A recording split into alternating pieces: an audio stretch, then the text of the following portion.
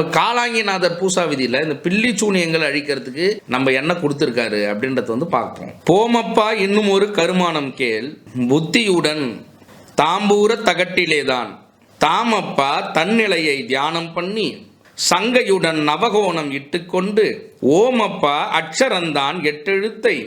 உறுதியுடன் தான் எழுதி நடுக்கோணத்தில் ஆமப்பா ஓம் க்ளீ ரீங் என்றேதான் அழுத்தி மிக தான் அழுத்தி அந்தம் பாரே